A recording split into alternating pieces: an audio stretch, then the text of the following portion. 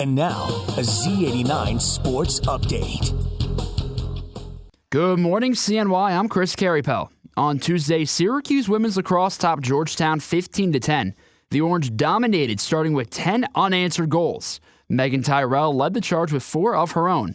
Up next, Syracuse faces number 7 Virginia on Saturday at 11 o'clock. Check it out right here, starting with Orange women's warm-up at 10:40. To the hardwood, Syracuse men's basketball announced another departure yesterday. Senior forward Marek Dolezaj is leaving the Hill and attempting to play professionally. Dolezaj ranks top 70 in Syracuse all-time scoring. Around the NBA, the Nets took down the Pelicans 139-111 last night. 7 players ended in double-figure scoring for Brooklyn, led by Kyrie Irving with 24. Currently, the Nets sit atop the Eastern Conference standings. Sticking in the Big Apple, the Knicks fell just shy 101-99 against the Celtics yesterday. R.J. Barrett led the scoring effort for New York with 29, and Julius Randle added 22 of his own. Over to baseball now, the Yankees fell 4-3 against the Orioles yesterday. Jamison Tyone gave up 2 earned runs in his first start with the Pinstripes. Chris Queripel, Z89 Sports. Petty dances, and a looping give to Goodwin. Caroline Allen controls, knifing inside. Far side goal unextended for Goodwin. Goodwin finds Crooks. Crooks fires top shelf. Emma Crooks adding on her 4th goal of the day. Virginia Tech 7, Syracuse 5, 3:34 left in the first. She had 4 goals last time against Radford, but Chris, this isn't Radford the Hokies are up against, and this Syracuse defense has morphed into a zone, and Emma Crooks is really exploiting it. She's always open, 5-10 yards away from the cage, and that's a lethal finishing area because Asa Goldstock is not ready for Crooks to turn and shoot. Her 16th goal of the season, and the accolades she has are for a reason. 2nd team All-ACC in 2019, and when you have players like Paige Petty and Sarah Lubnow, you're not sure who to focus on if you're the Orange, so you leave Emma Crooks open, and she's making you pay today. It's that zone defense that Syracuse is now running, just being manipulated by the outside passing, especially when the ball goes to the far side with Goodwin and Caroline Allen. Tyson and Maszewski again. This one, a line drive back to the turf to Syracuse defense, and Ella Simpkins picks it up. Ball makes its way back to Asa Goldstock, who whips it 20-yard pass to Maddie Baxter in the midfield area on the Block S logo. Sidewinding pass up ahead to Bianca Chevrier, and now Syracuse running on some of their rest of their attack. It's Morgan Alexander coming in. Kara Quimby now getting a look on offense. Megan Tyrell near side, goal line extended. Syracuse reversing field from near side to far, and Maddie Baxter decides to come to the right side. Pass to Morgan Alexander on the 12-meter fan. Under 3 minutes, Syracuse down by 2. Emma Ward pass inside to Tyrell, who fires and finds Twine. Megan Tyrell snuck it into the left pipe, and Syracuse down by 1. Virginia Tech 7-6, 2:46 left in the first. Megan Tyrell is pumped. She defiantly dropped her stick after scoring that goal. Syracuse needs some life, but a beautiful cut from Tyrell to beat that zone defense while all of the Hokies were looking forward towards Ward, who was outside the 12-meter arc straight away. Tyrell snuck around behind cage and presented herself on the right doorstep. Easy finish. Yeah, I saw that too. It looked like she threw the stick down a little bit harder, a little excited, and now Syracuse down. They're trying to inch their way right back to the lead, down 7-6. Draw control's a little more even now, 9-3, in just under 3 minutes. Same to the draw control circle. Maszewski and Tyson. Maszewski gives it right to herself and quickly evades traffic to Simpkins. Simpkins has a little bit of a lane, has to be careful to swipe behind. And now Syracuse in the offensive area. Megan Tyrell, 2 goals on the day. 2.5 minutes left. Morgan Alexander, same thing, runs back onto the field from the near side. Maddie Baxter gives it immediately to Alexander. Syracuse down by 1, looking to even it up inside to Megan Tyrell. Had a look. Now it's Emma Ward, 12-meter fan straight away. Maddie Baxter with an opportunity, looking for a cutter, finds Bianca Chevrier straight away, makes her way inside, dishes it back out to Baxter. Baxter thinks about it, Ball on the turf. Megan Carney couldn't corral the pass from Baxter, but another ground ball win for Emma Ward. She's been huge today, saving the Orange where they could have had some turnovers. Emma Ward's been there. Under 40 on the shot clock. Under 2 minutes now left in the first half. Syracuse trying to knot it up. Maddie Baxter, low pass on the turf, picked up by Bianca Sheffer. And now it's Megan Tyrell inside to Carney. Carney shoots upper right 90. Syracuse ties it up at 7 apiece with 1:38 left in the first. Just like Syracuse did against Notre Dame, the Orange are finding their momentum right before half. Carney has really been non-existent for a solid 15 minutes. She scored early on, but was kind of responsible for some of those turnovers, some miscommunications straight away outside the 12-meter arc. That time she got to her favorite spot right in the slot and dunked it past Angie Benson. Megan Tyrell and Megan Carney are the combination for the Orange, and they get clicking. It's dangerous for any opposing team that decides to step on this field. Syracuse wants to go undefeated after this one. 5-0, looking to improve to 6-0, and now tied up, 1:40 left, 7-7. It's Maszewski once again against Paige Tyson. Tyson came in for Crooks at about the 5-minute mark, and she's been on the field ever since. Coach Sung likes the height, and it's been a bit more 50-50 just about who's winning that ground ball. Is it going to be Golini or Simpkins? Megan Carney just with that goal.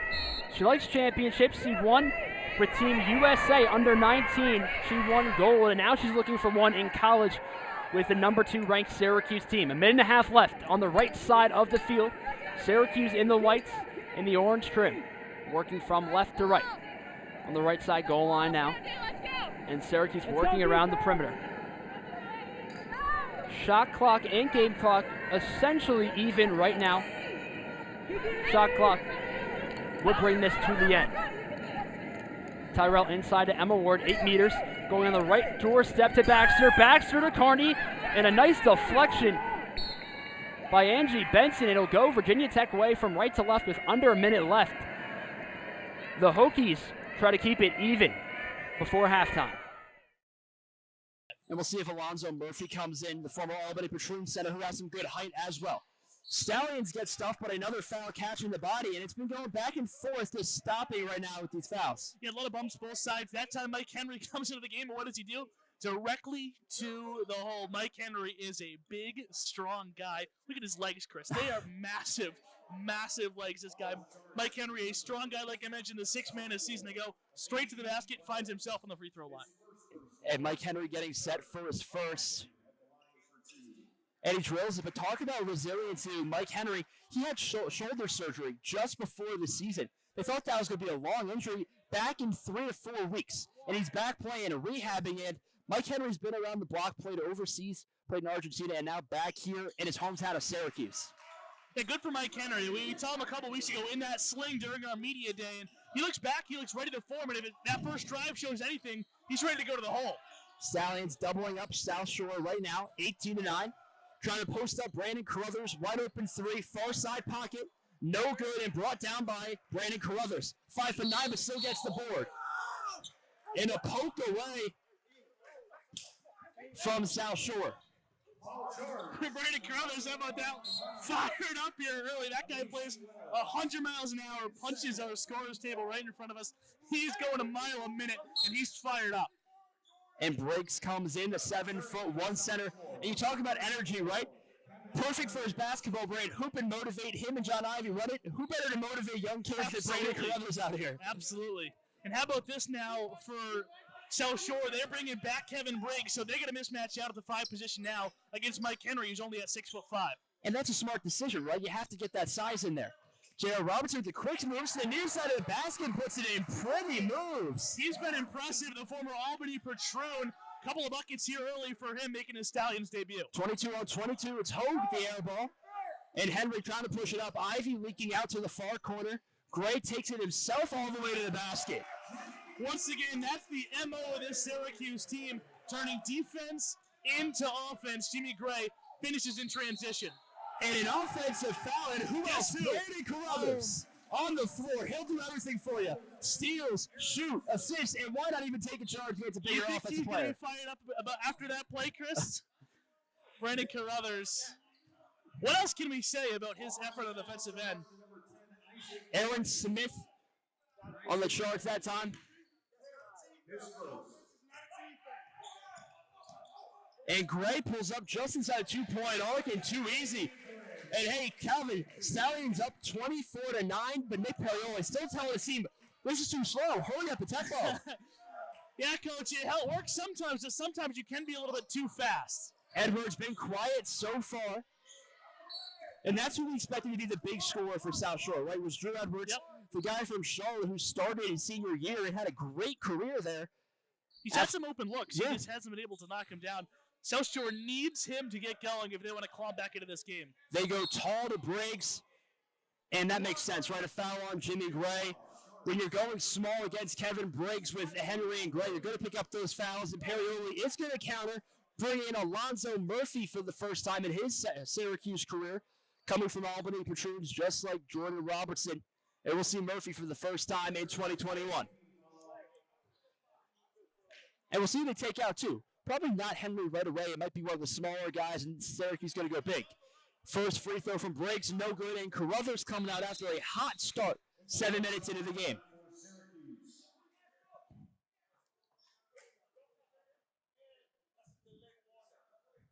And a delayed warning on Syracuse. Murphy came in wearing some of the jewelry, not allowed right now, so they're going to go back to Carruthers for a minute, it looks like, and they'll figure it out, and he'll come on the next dead ball. Yeah, well, let's see if South Shore can take advantage here. I wonder if Coach Perrioli is going to call a timeout when this free throw comes down.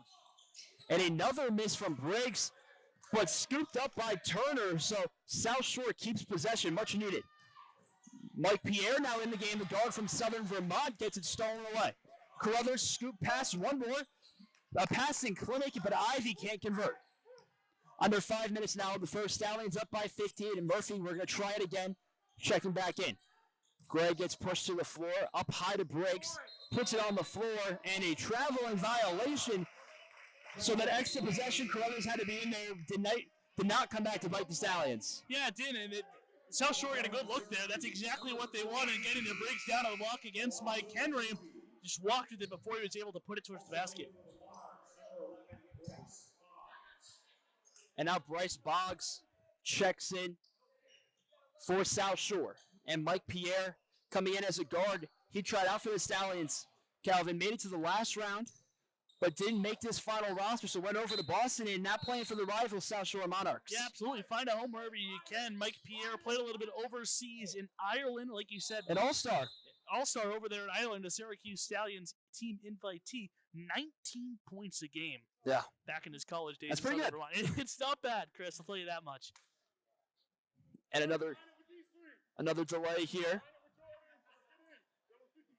4:41 left. Stallions up 24-9. Thanks for watching on TBL TV. Chris Queripel, Calvin Cristoforo bringing you this opening night matchup. Henry on the near side, and it looked like called down low. Nick Perrioli was yelling for something down low. I think it was a 3-second violation down low on South Shore. So pick your best shooter right in the other John exactly. Ivy. You got a lot of good options out there, Chris. I'll tell you that much. You got Ivy, you got Gray. You can go to Robertson, but they're going to go with Ivy here to take the technical free throw. First one, straight through, nothing but net. At the time, he frustrated me. Yeah. He very much frustrated me. And I've never seen someone his height, 7'2", miss so many layups. Yeah. But just his ability down low, he was a presence. He was a little bit bigger than Sidibe and Dolajai. He was a little bit stronger. And, to his credit, he improved every season. And, let's get Pascal Chukwu back. Can we get him back for a 6th year, maybe? I'd be good with that. Yeah, what if I told you that Pascal Chukwu was still kind of on the Syracuse team? Like, in who? In what sense? Well, in the sense that pretty much this is just a basketball thing, but pretty much every modern center these days is kind of the same guy. Yeah. It's especially for Syracuse. Especially for Syracuse. Barama Sidibe is arguably just a slightly shorter Pascal Chukwu. Do you agree? Yeah. Yeah, I mean, 100%. I think they're kind of the same. And Syracuse, Edwards, they're the same types of players. They're big. They're not very coordinated.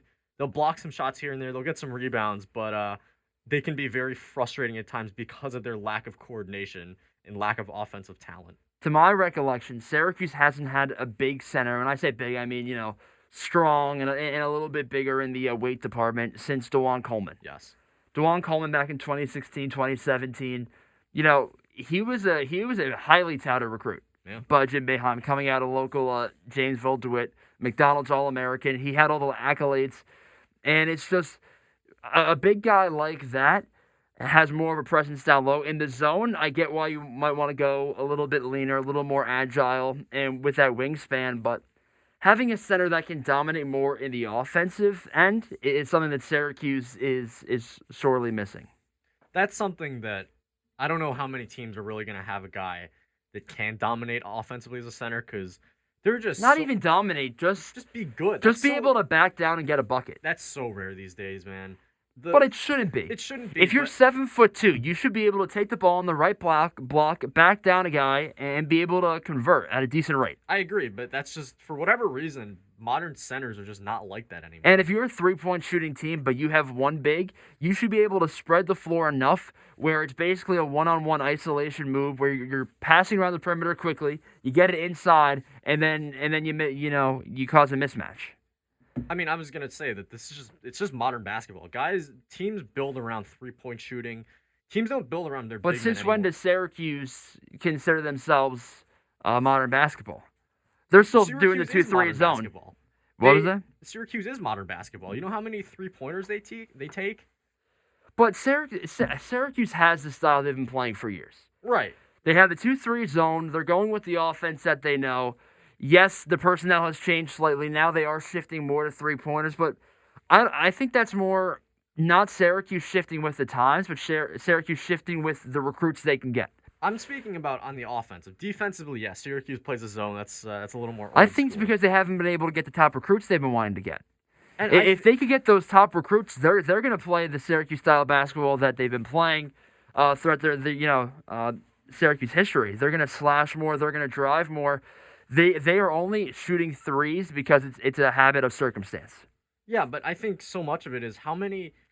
I mean, I'm not super familiar with the high school recruiting class, but how many centers these days actually are like a number one option on offense? Not even number one or number two options on offense. But I don't even need number one or number two. I just need an option.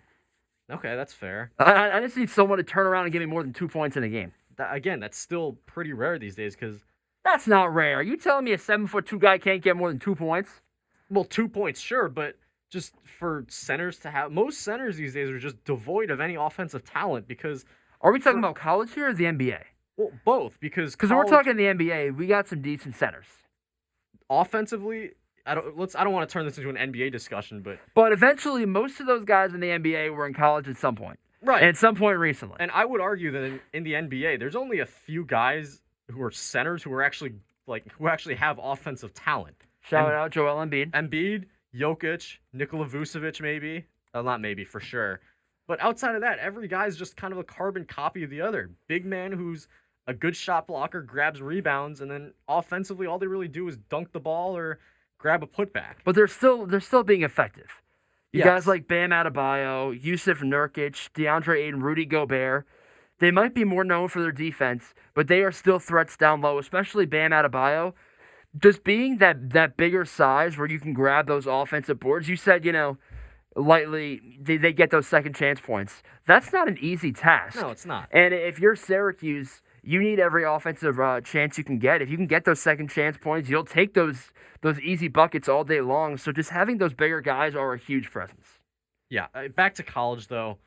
Syracuse, they don't need a guy who's going to be the Joel Embiid of college. They don't need that. That's fine. They just need someone, as you mentioned, someone who can do something better than Jesse Edwards or Barama Sidibe or even Pascal Chukwu. They just need someone. It's going to be hard to find that guy just because I personally think that the way centers have evolved, that's just not how guys develop these days. Big men just learn that, hey, you don't really have to do much on offense. If you can catch some lobs here and there, that's fine. Otherwise, just be a good rebounder, be a good shot blocker, be a presence down low, and that's worked for so many guys. As you can see, guys that get drafted to the NBA, they're just the same player. And it is kind of a cookie-cutter league right now where they do move in the same direction, but for Syracuse. It's time to pack it up and get ready for next season.